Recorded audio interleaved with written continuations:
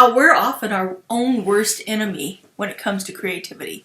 We're the one that judges ourselves the harshest. We're the one who criticizes our work more than anyone else. For the most part, we can be pretty hard on ourselves.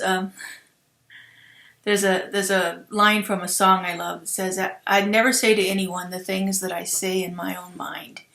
You know, the things that I say about myself, to myself, can be some of the harshest judgment and criticism out there. And I found a way around that in my own experience of creativity. Creativity has really, truly opened up my life in the past 7 or 8 years now. Every year I like to start off with a new spiritual practice. And so in 2016 I was looking for something different to do. And I had taken a workshop on something called Zentangles. And Zentangles is a meditative art form. And so I started doing this process of Zentangling. And I bought a book on how to do it and, you know, all the right equipment and materials and things like that. It's pretty simple. Pen and paper is what you need. But there were some really cool books out there that gave you a step-by-step way of doing this. And I was doing it, and I got into about 6 or 8 weeks of it. And I started to feel kind of constricted by all the rules that went along with this program, all of the ways that we had to do things, like you couldn't use a ruler, and you couldn't use anything to make a circle perfect. And I don't know if anybody else is like this, but if I'm going to draw a line, I'd kind of like it to be straight. And you know, a circle should be circular, not oval, and have, you know, wonky edges on it. So I was, and I know the purpose of the Zentangle method of not using those things is because they want you to have that freedom to express, that freedom to be creative in there. But like I said, for me, I found it started to be constricted. So one day I drew a shape that I just really, really liked. And but I didn't draw it with this, it was a flower shape, but I didn't draw it with a perfect circle or straight lines on it. And I thought, boy, if I had that, it would really start to look better for me. And again, I was judging myself pretty harshly on what I was doing with it. But I decided one day to give myself permission to do it the way I wanted to do it, and to not have to stick to their rules and so forth.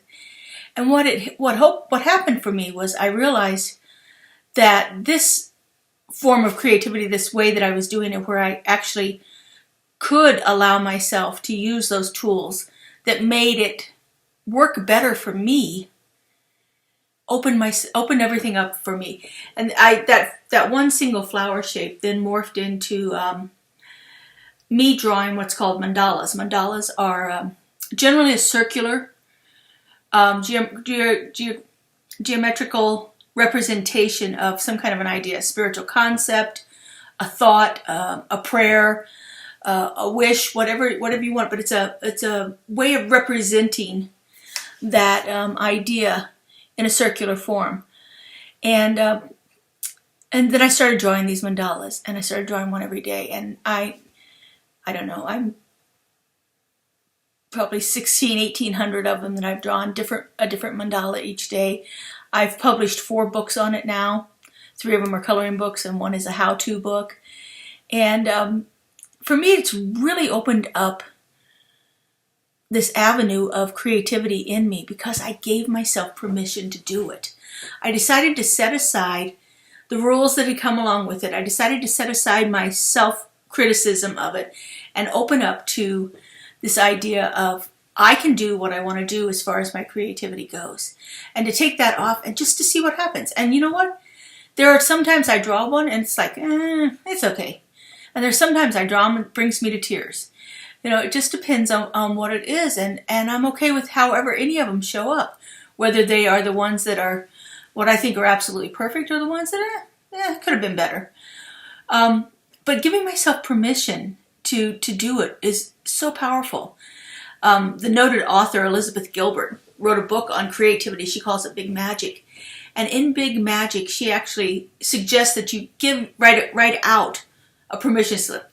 You know, just like we used to do in elementary school. You had to have your permission slip to go on a field trip. So you had to write out a permission slip, allowing yourself to be creative in whatever way it shows up, allowing yourself to do this without all of the self-criticism and the self-judgment and the doubt and everything else that goes along with that.